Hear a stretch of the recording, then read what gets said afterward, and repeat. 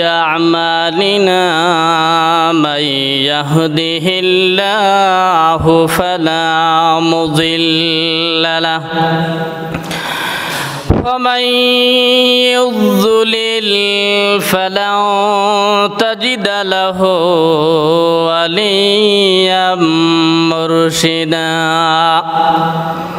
ونشهد أن لا إله إلا الله وحده لا شريك له ونشهد أن سيدنا إمامنا قدوتنا حبيبنا طبيبنا وطبيب أرواحنا محمد الذي أرسله بالحق بشيرا ونذيرا وداعيا إلى الله بإذنه وسراجا منيرا فقد قال الله تعالى في كلامه المجيد والفرقان الحميد أعوذ بالله من الشيطان الرجيم بسم الله الرحمن الرحيم وننزل من القرآن ما هو شفاء ورحمة للمؤمنين ولا يزيد الظالمين إلا خسارا وقال النبي صلى الله عليه وسلم اقرأ وارتقي كما ترتل في الدنيا فإن منزلك عند آخر آية تقرأها আল্লাহ রাব্বুল আলামিনের দরবারে শুকর গুজার হচ্ছে সকলে জবান খুলে বলি আলহামদুলিল্লাহ দরুদ ও সালামের হাদিয়া নাজিল হোক আমাদের নবীর উপরে শ্রদ্ধা বিজড়িত কণ্ঠস্বরে চিৎকার করে সকলে একবার বলছি সাল্লাল্লাহু আলাইহি ওয়াসাল্লাম। এই মুহূর্তে জানতে চাচ্ছি আপনারা কেমন আছেন? ভালো রাখার মালিক কে? প্রশংসা করতে হবে কার? সকল প্রশংসার মালিক কে? সে আল্লাহ রাব্বুল আলামিনের দরবারে আবারও চিৎকার করে সমস্যারে বলছি আলহামদুলিল্লাহ। আর একবার জোরে সরে বলো আলহামদুলিল্লাহ। আমি এই বিশাল মাহফিলে আজকে আপনাদের সামনে আমি ওয়াজ করব, বয়ান রাখার চেষ্টা করব আল্লাহর তৌফিকে। পৃথিবীতে যত নবী রাসূলকে আল্লাহ পাক প্রেরণ করেছিলেন সকল নবীদের নবুয়াত প্রমাণ করবার জন্যে তিনি যে মিরাকেল দান করেছিলেন, অলৌকিকত্বতা দান করেছিলেন, অলৌকিকতা, মুআজিজা, অসাধারণ ঘটনাবলী যা পৃথিবীর কোনো মানুষ করে দেখাতে পারে না। সাধারণ মানুষেরা যেগুলো শুধু নবী রাসূলদের দ্বারাই সম্ভব, যেটাকে আমরা বলে থাকি কোরআন সুন্নাহর ভাষায় মুআজিজা। চিল্লায় কও কি নাম? কি মুআজিজা? নাম কি? মুআজিজা। সকল নবী রাসূলদেরকে আল্লাহ পাক মুআজিজা দান করেছিলেন, অলৌকিকতা, এমন কিছু ঘটনা কাহিনী যা পৃথিবীর সাধারণ মানুষেরা করে দেখাতে পারে না, শুধু নবীর পক্ষে সম্ভব, তাছাড়া কেউ করতে পারে না। চিল্লায় বলো আল্লাহু আকবার।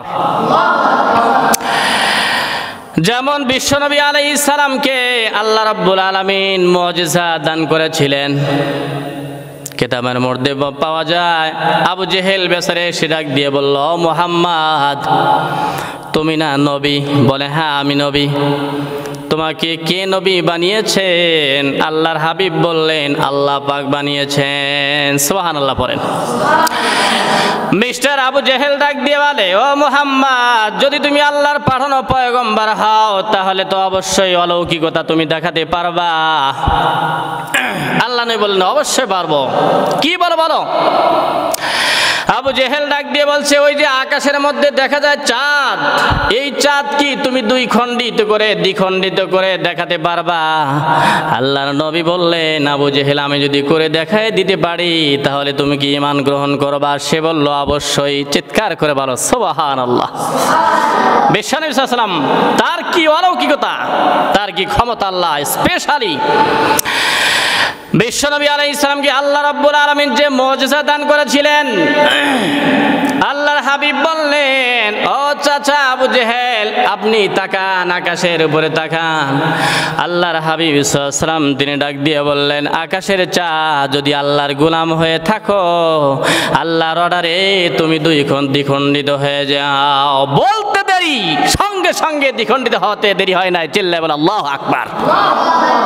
দুই ভাগ হয়ে পাহাড়ের দুই সাইডে চলে গেল। আবু জেহেল, বিশ্বনবী সাল্লাল্লাহু আলাইহি ওয়াসাল্লাম বললেন, চাচা আবু জেহেল, আপনি না বলেছিলেন আমি দ্বিখণ্ডিত যদি করতে পারি, দুই খণ্ড করে যদি দেখাতে পারি, আপনারা ঈমান গ্রহণ করবেন?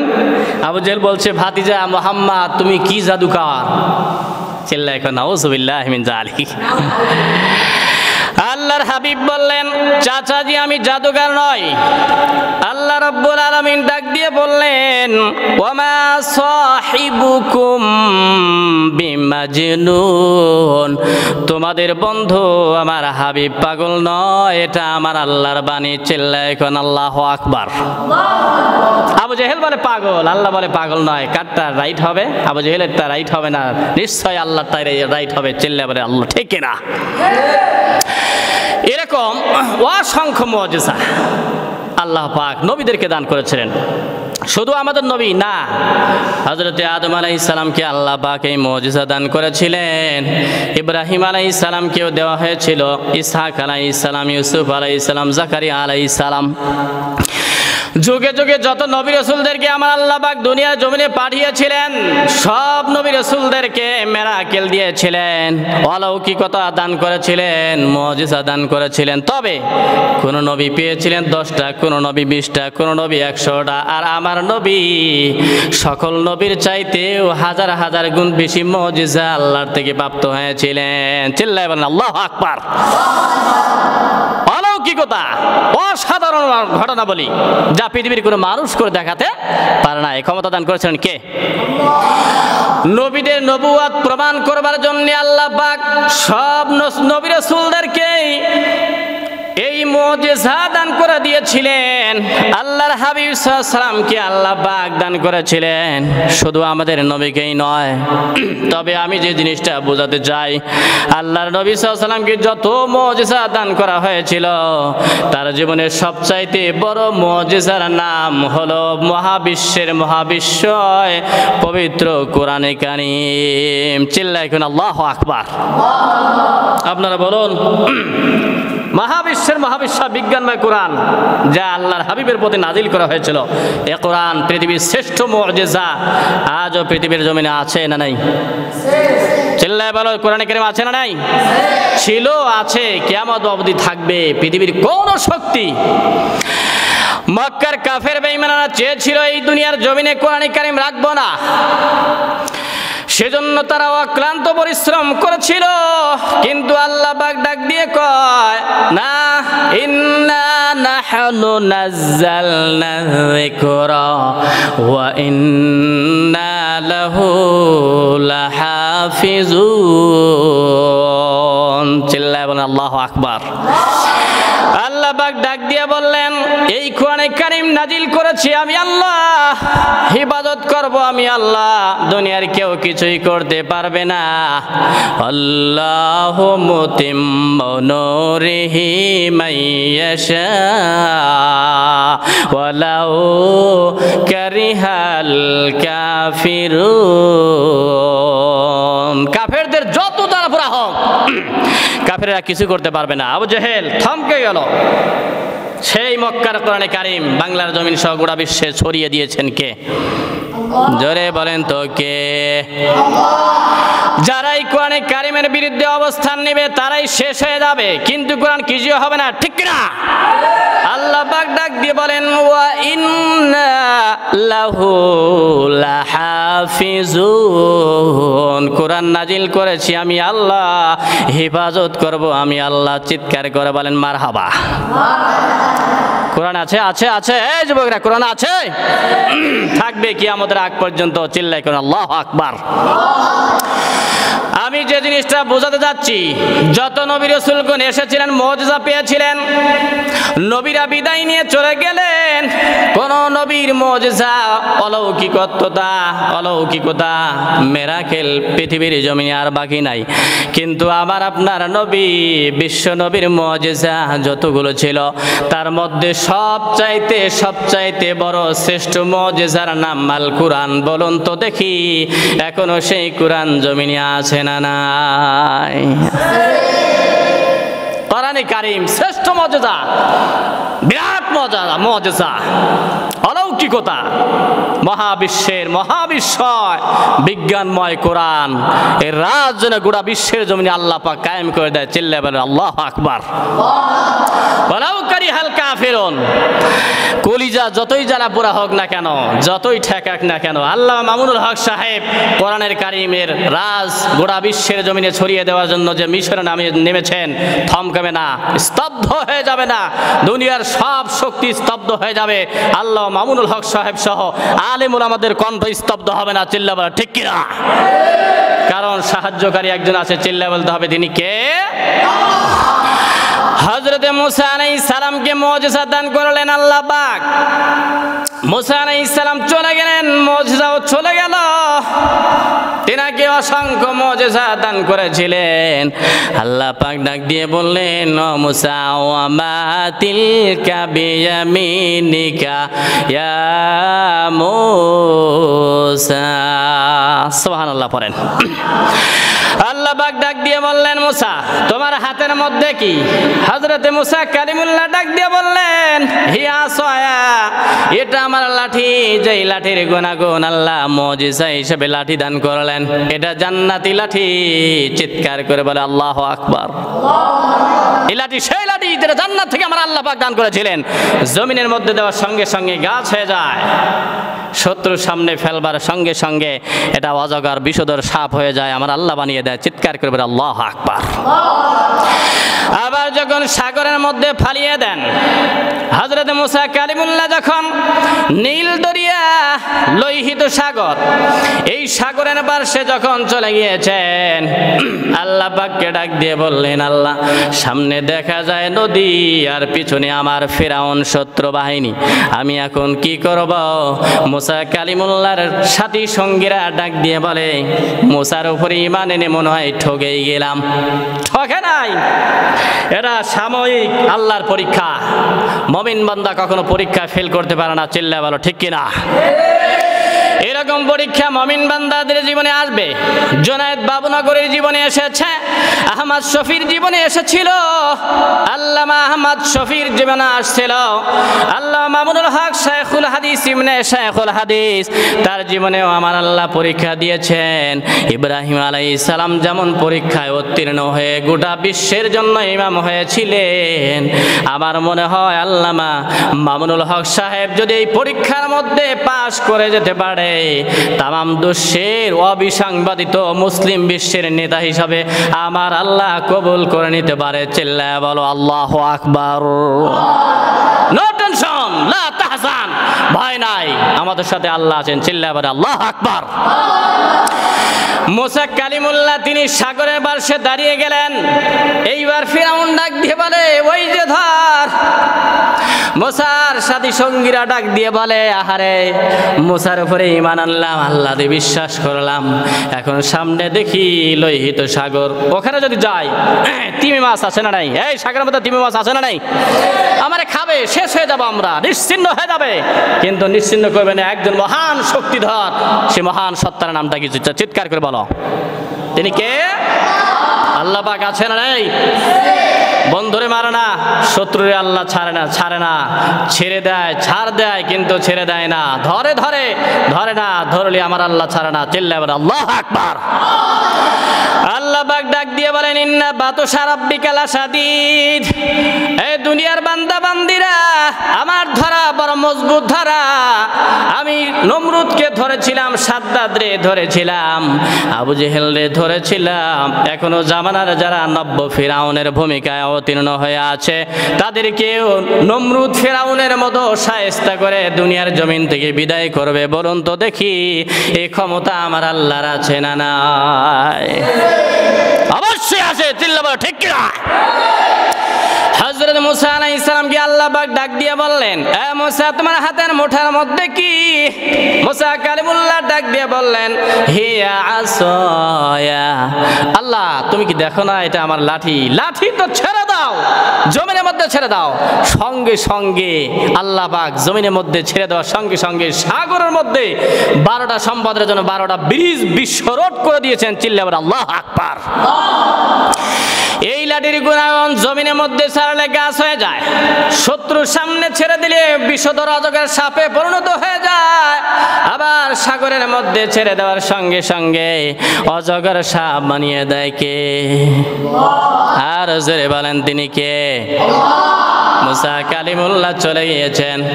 এখন মুসা কালিমুল্লাহর অনুসারীর সারিরা রয়েছে ইহুদিরা যদি বলে আমরাও লাঠিটা ছেড়ে দিব, অজগর হয়ে যাবে, হবে? এই চিল্লা বলা হবে? আমরা সাগরের মধ্যে ছেড়ে দেব, নদীর মধ্যে ছেড়ে দিব। ওই লাঠিটা যদি সাগরের মধ্যে ফেলে দেওয়া হয়, বলুন তো দেখি বিস্ফোরণ হবে? হবে না। কেন? মুসা আলাইহিস সালাম তার হাতেই হয়েছিল মুজিজা। মুসা আলাইহিস সালাম চলে গিয়েছেন, তার মুজিজাও চলে গিয়েছে। চিল্লা বলো ঠিক কিনা? কিন্তু বিশ্ব নবী সাল্লাল্লাহু আলাইহি ওয়াসাল্লামের মুজিজা যতগুলো ছিল, সর্বশ্রেষ্ঠ মুজিজার নাম হচ্ছে পবিত্র কোরআন। নবী চলে গিয়েছে, কিন্তু তার সেরা মুজিজা কোরআনে কারীম যায় নাই, চলে যায় নাই, বন্ধ হয়নি, স্তব্ধ হয় নাই, আজও বাংলার জমিনে টিকে আছে। চিল্লা বলে আল্লাহু আকবার। আবার দেখো, হযরতে দাউদ আলাইহিস সালাম কি আল্লাহ পাক তার নবুয়ত প্রমাণ করবার জন্য যতগুলো মুজিজা দান করেছিলেন, মিরাকেল দিয়েছিলেন, অলৌকিকতা দান করেছিলেন, এর মাঝে কয়েকটা জিনিস সবচাইতে পরিণামযোগ্য, উল্লেখযোগ্য।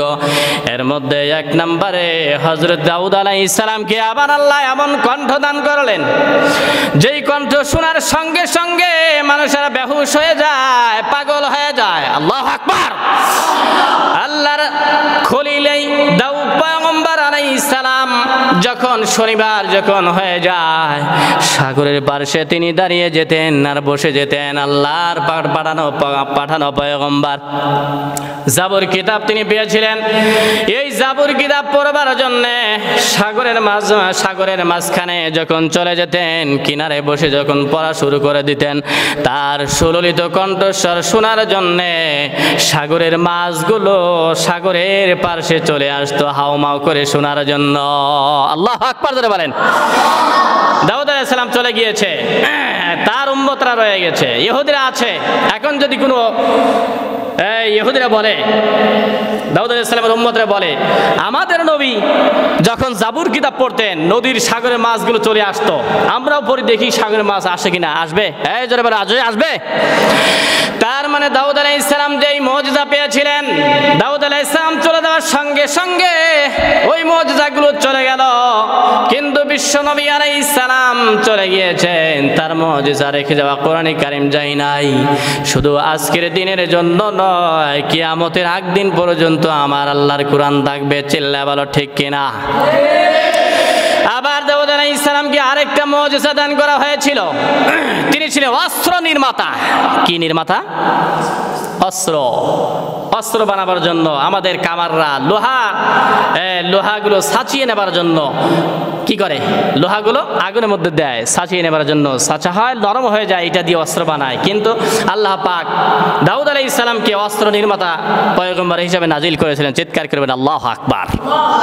ছড়ি বানিয়েছিলেন, অস্ত্র বানাতেন, দাও বানাতেন, কুড়াল বানাতেন। হযরত দাউদ আলাইহিস সালামের মুজিজা ছিল তিনি অস্ত্র নির্মাতা পয়গম্বর। লোহাকে সাঁচিয়ে নেবার জন্য আগুনে দেওয়ার প্রয়োজন হতো না। আল্লাহর খলিল দাউদ আলাইহিস সালাম লোহাগুলো এরকম ভাবে ধরতেন, ধরার সঙ্গে সঙ্গে তিনি চাপ দিতেন, চাপ দেওয়ার সঙ্গে সঙ্গে বিগলিত মোমের মতো পানি হয়ে যেত। আর ওই বিগলিত পানি, মোমের মতো পানি দ্বারা দাউদ আলাইহিস সালাম তিনি অস্ত্র নির্মাণ করতেন। চিল্লা বলো আল্লাহু আকবার। দাউদ আলাইহিস সালামের উম্মতরা এখনো দুনিয়ার জমিনে আছে না নাই? ওরা যদি এখন বলে আমাদের নেতা, আমাদের লিডার দাউদ পয়গম্বর তিনি লোহাগুলো ধরতেন আর মোমের মতো বিগলিত পানি হয়ে যেত, ওইটা দিয়া তিনি অস্ত্র বানাতেন, দাও কুড়াল বানাতেন, হ্যাঁ অস্ত্র বানাতেন, আমরাও বানাবো। এখনকার জামানার দাউদ আলাইহিস সালামের যারা উম্মত আছে তারা যদি লোহা ধরে চাপ দেয় তাহলে গলে গলে পানি হয়ে যাবে, এরকম হবে নাকি? জোরে ভালো হবে নাকি? আরো জোরে ভালো হবে নাকি? জোরে বলো হবে? হবে না। কিন্তু কোরআনে কারীম তার মানে কি? দাউদ আলাইহিস সালাম তিনি চলে গেলেন, তার মুজিজাও নিয়ে চলে গেলেন। লোহা ধরলে পানি হয়ে যায়, এই মুজিজা আর দুনিয়ার জমিনে নাই। তার উম্মতরা এটা যদি করে দেখাতে চায় পারবে না, এটাও চলে গেছে। নবীও চলে গিয়েছে, মুজিজাও চলে গেল। সকল নবীরা চলে গিয়েছেন, সব নবীরা চলে গিয়েছেন, মুজিজাগুলো চলে গিয়েছে। কোন নবী নাই, কোন নবীর মুজিজাও নাই, একমাত্র বিশ্ব নবী রাসূলুল্লাহ সাল্লাল্লাহু আলাইহি ওয়াসাল্লাম চলে গিয়েছেন। তার মুজিজা আজও আছে। কোরআনে কারীম বলো তো আছে না নাই? চিল্লা বলো আল্লাহু আকবার। এরপরে হযরত ঈসা আলাইহিস সালাম, নাম শুনেছেন? কথা বলেন না, নাম শুনেছেন? ঈসা আলাইহিস সালাম নাম কি বললাম বলেন তো দেখি? হযরত ঈসা আলাইহিস জালিলুল কদর পয়গম্বর, বিরাট বড় নবীদের কাতারে প্রথম লিস্টের মধ্যে, প্রথম সারির মধ্যে যে সমস্ত নবী রাসূলগণ, তাদের মধ্যে অন্যতম হযরত ঈসা আলাইহিস সালাম। হযরত ঈসা আলাইহিস সালামকে আল্লাহ তাআলা অলৌকিকতা দান করলেন, মিরাকেল দিলেন, মুজিজা দান করলেন। ওনার মুজিজা আরো বিশাল, আরো বিকট, উন্নত মানের মুজিজা দিলেন। ওই জামানায় মানুষেরা জাদু দিয়া মানুষের রোগ ভালো করত, এটা করে সেটা করে। আল্লাহ রাব্বুল আলামিন হযরত ঈসা আলাইহিস সালামকে তিনি এমন মুজিজা দিলেন, এমন অলৌকিকতা দান করলেন, মিরাকেল দিলেন। হযরত ঈসা আলাইহিস সালাম তার উম্মতের যারা রাত কানা আছে, দিন কানা আছে, চোখের মধ্যে হাত দেওয়ার সঙ্গে সঙ্গে আল্লাহর হুকুমে ভালো হয়ে যায়। চিৎকার করে বলে আল্লাহু আকবার। আর একবার ধরে বলে আল্লাহু আকবার। হযরত ঈসা আলাইহিস সালামকে মুজিজা স্বরূপ আল্লাহ পাক দান করলেন। মানুষের দেহের মধ্যে শ্বেত রোগী আছে, ধবল রোগী আছে। বলুন তো দেখি আমাদের মধ্যে সাদা চামড়ার মানুষ আছে না নাই? এই সাদা চামড়ার মানুষদেরকে শ্বেত রোগী বলা হয়, ধবল রোগী বলা হয়। হযরত ঈসা হাত বুলায় দেওয়ার সঙ্গে সঙ্গে আমার আল্লাহর অর্ডারে ভালো হয়ে যায়। আল্লাহু আকবার ধরে বলেন। শুধু তাই নয়, হযরত ঈসা আলাইহিস সালাম মরা মানুষের সামনে দাঁড়াইয়া অথবা কবরের পাশে দাঁড়িয়ে যখন বলতেন, এই কবরের লাশ, এই লাশটা তুমি কুম্বিনিল্লাহ আব্দুল্লাহ, আল্লাহর অর্ডারে ভালো হয়ে যাও, জিন্দা হয়ে যাও, বলতে দেরি সঙ্গে সঙ্গে মরা লাশ জিন্দা হতে দেরি হতো না। চিল্লায় কো আল্লাহু আকবার। কি মুজিজা দান করেছিলেন কে? হযরত ঈসা আলাইহিস সালাম জন্মন্ধ, মায়ের গর্ভের থেকে এসেছে, চোখ নাই, এদিকে আসো, বাচ্চাকে নিয়ে আসো, চোখের উপর হাত বুলায় দেওয়ার সঙ্গে সঙ্গে আমার আল্লাহর অর্ডারে ভালো হয়ে যেত। চিল্লায় করে আল্লাহু আকবার। ভালো হয়ে যায়, এগুলো মুজিজা, এটাকে মিরাকেল সকল নবীদেরকে দেওয়া হয়েছিল। হযরত ঈসা আলাইহিস সালাম তিনি লাশকে ভালো করে দিতে পারতেন।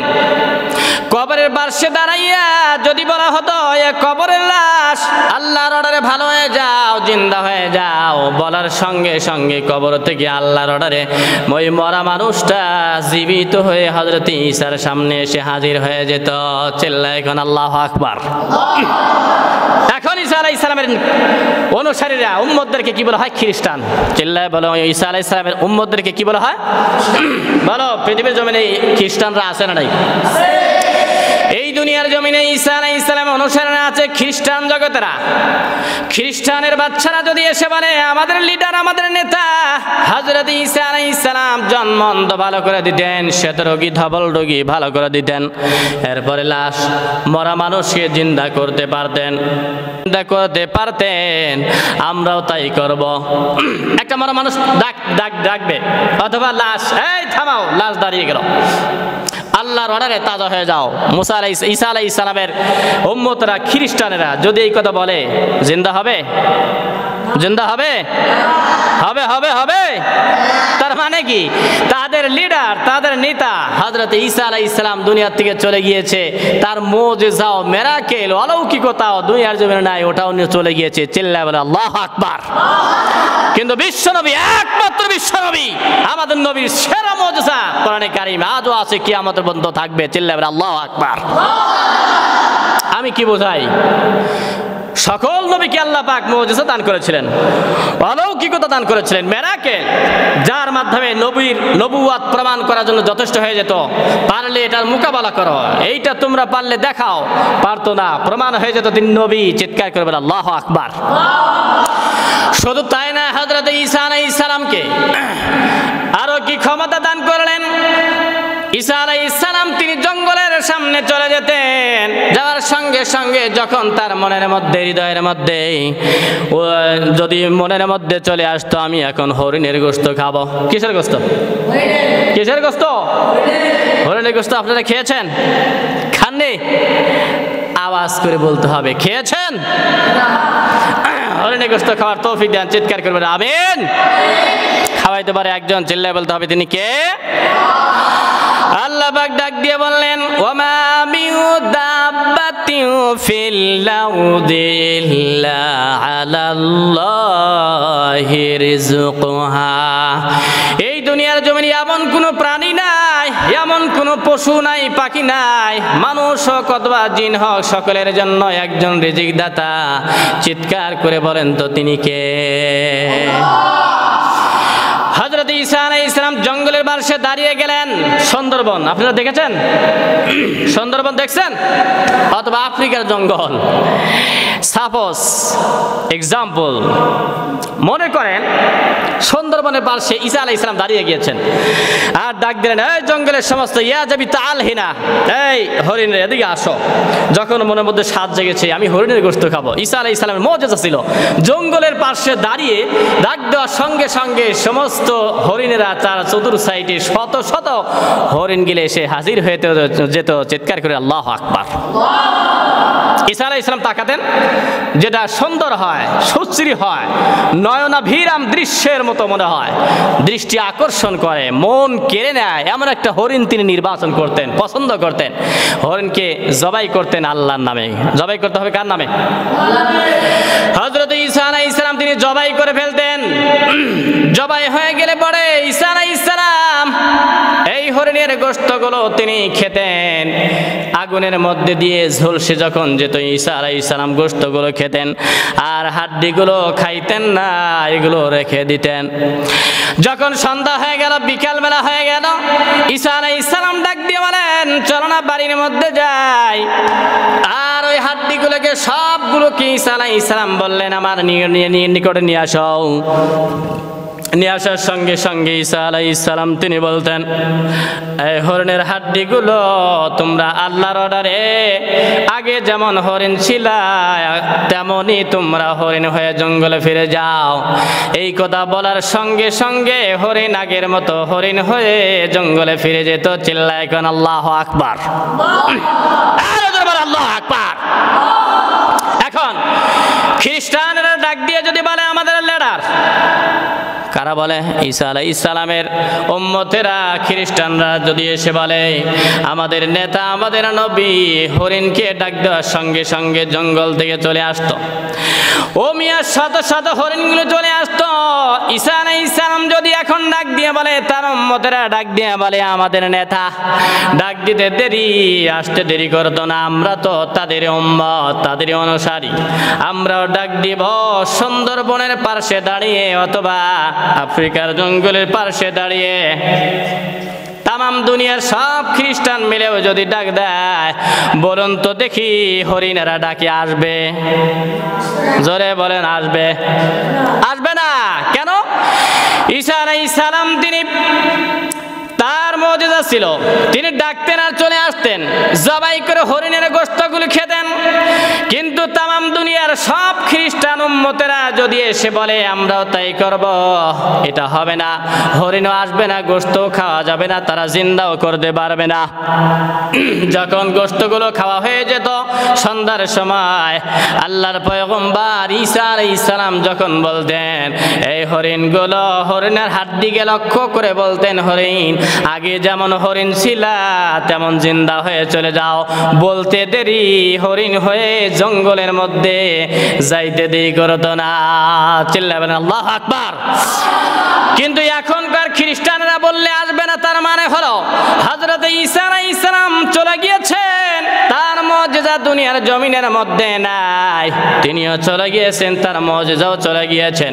একমাত্র নবী, একমাত্র রাসূল আপনার আমার পয়গম্বর বিশ্ব নবী মুহাম্মাদুর রাসূলুল্লাহ সাল্লাল্লাহু, সেই নবীর উপরে যে মুজিজা দান করা হয়েছিল, যতগুলো মুজিজা দান করে দিয়েছিলেন, সবচাইতে সেরা মুজিজার নাম আল কোরআন কারীম।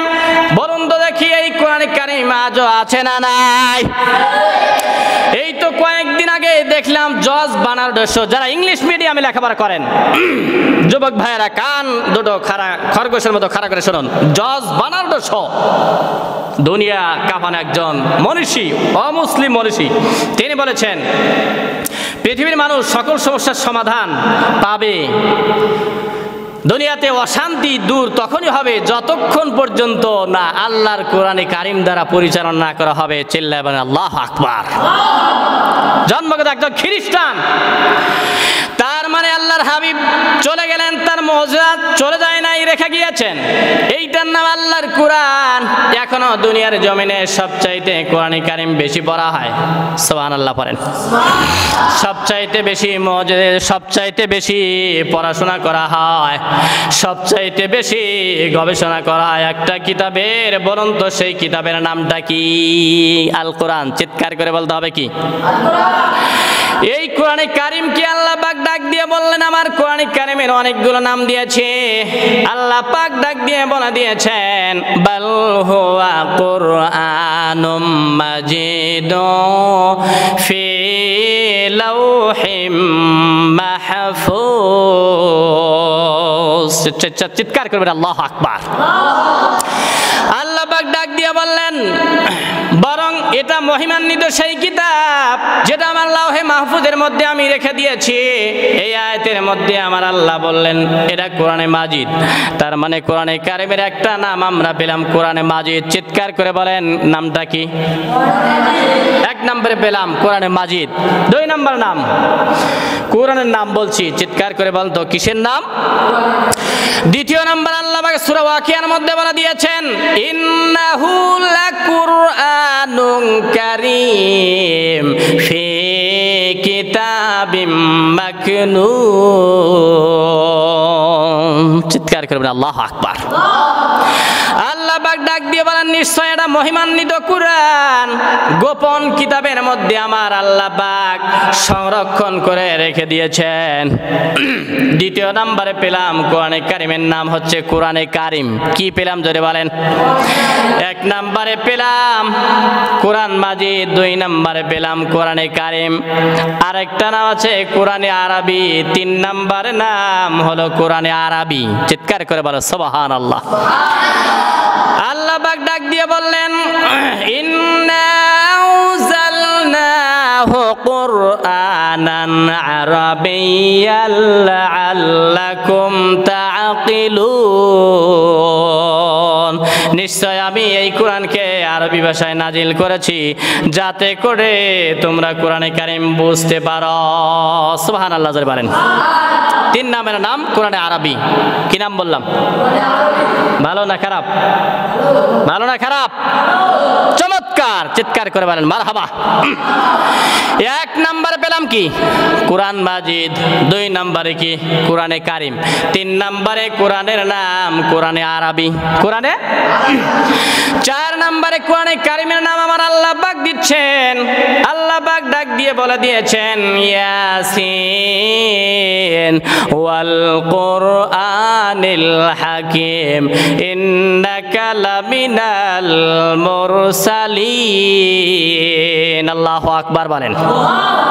ইয়াসিন ওয়াল কুরআনিল হাকীম, 4 নাম্বার নাম হচ্ছে কোরআনে হাকীম, আমার আল্লাহ রেখেছেন। চিল্লায় বলেন আল্লাহু আকবার। 5 নম্বরে কোরআনে কারিমের নাম আল্লাহ পাক দিয়েছেন ওয়ালাকাদ আতাইনাকা সাবআম মিনাল মাসানি ওয়াল কুরআনাল আযীম। কোরআনে আযীম, চিৎকার করে বলেন আল্লাহু আকবার। 1 নম্বরে কি? কোরআন মাজিদ। 2 নম্বর কোরআনের নাম কি? কোরআনে কারিম। 3 নম্বরের নাম কি? কোরআনে আরবি। 4 নম্বরের নাম কি? 4 নম্বরে আল্লাহ পাক নাম দিয়েছেন কোরআনে হাকিম। 5ম নম্বরে কোরআনের নাম আবারও আছে না নাই? জিনেরা আল্লাহর হাবিবের মুখের থেকে এই কোরআনে কারিম, মহাবিশ্বের মহাবিশ্বয় বিজ্ঞানময় কোরআনে কারিমের তিলাওয়াত শুনে ওই জামানার মধ্যে আল্লাহর হাবিবের মুখে তিলাওয়াত শোনার সঙ্গে সঙ্গে যে আয়াতে কারিমা পড়েছিলেন তার মধ্যে আল্লাহর কোরআনে কারিমের নামটা পাওয়া যায়। তারা বলে দিয়েছিল ইন্না সামি'না কুরআনান আজাবা, আমরা এক আশ্চর্য ধরনের কিতাব শুনতে পেরেছি। তার মানে 5ম নম্বরে কোরআনের নাম হচ্ছে কোরআনে আজীব। চিৎকার করে বলো আল্লাহু আকবার। আরেকটা নাম দিয়েছে কোরআনে আযীম। এইভাবে করে 6টা নাম আমার আল্লাহ দিয়েছেন। আল্লাহ পাকের কোরআনে কারীম এটা পৃথিবীর সেরা মুজিজা। আল্লাহ পাক এমন করে নাজিল করে দিয়েছেন, এই কোরআনের দিকে তাকাইলে বান্দার দৃষ্টি শক্তি বেড়ে যায় আর আমলনামায় অনর্গল সওয়াব লেখা হয়ে যায়। চিল্লায় বলেন সুবহানাল্লাহ। বলুন কোরআনে কারীম পড়লে সওয়াব আছে না নাই? লাভ আছে না নাই? কিন্তু মিয়া আমার কিতাব পড়লে, আমার লিখিত বই পড়লে সওয়াব পাওয়া যাবে? জজ বার্নার্ড শ তার লিখিত বই পড়লে সওয়াব পাওয়া যাবে?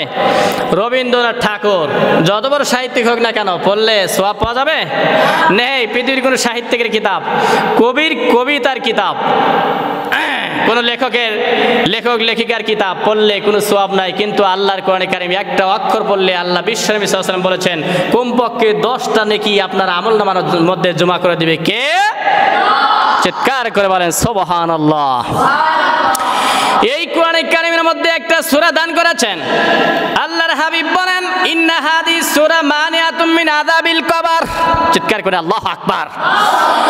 কবরের মধ্যে যাওয়ার সঙ্গে সঙ্গে মানুষের আমল আখলাক চরিত্র সবকিছু বন্ধ হয়ে যায়, তবে একটা সূরা আছে কবরে আযাব মাফ করে দেয়।